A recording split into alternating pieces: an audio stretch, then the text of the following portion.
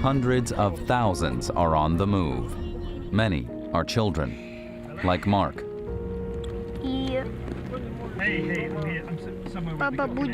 Dad will sell things there and help our heroes, our army, our country, and maybe he'll even fight himself. How are you two faring? We've talked to you 2 or 3 times in the past, and we've talked about different things, but just physically and mentally, how are you faring? It's become this grind. Like, you can tell that the war has changed. Like, it changed like maybe a week ago when it became this just like deadly slow grind of death. You know, it's not here in Kyiv, but it's in the east, and you can feel it because, you know, we've been here since day one. So it was depressing for a couple of days. We would get good news, we would get bad news. The thing is that we're waiting for that Ukrainian offensive. We're waiting for those heavy weapons to come from the West so that they can go on the offensive, like go on a serious offensive.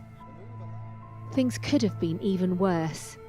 A 40-mile column of armoured vehicles had been bearing down on Kyiv amid warnings the capital could fall within days. Then attacks like this started to happen. Ukrainian drones smashing Russian tanks, the modern-day David versus Goliath. People realize that militarily, Ukraine has won the war already. It's just a matter of time. But on other fronts, like diplomatic front and economic front and everything else that the war brings with you, it's not just battles in the battlefield, it's other issues.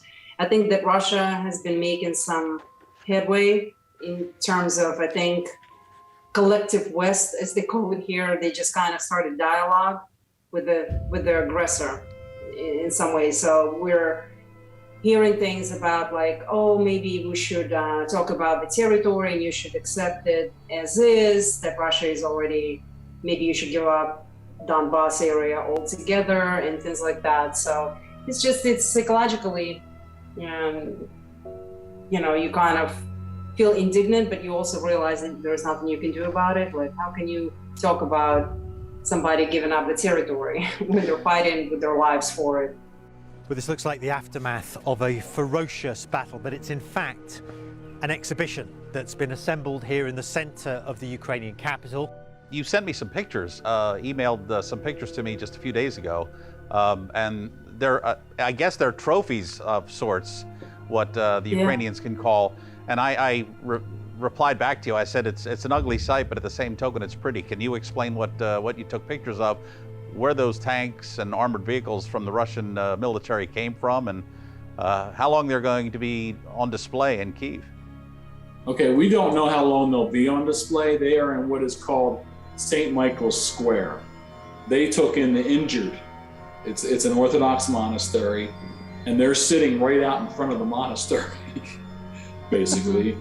And all of those pieces came from like Irpin, Hostomel, the stuff that's right outside of Kyiv, where the bad stuff happened.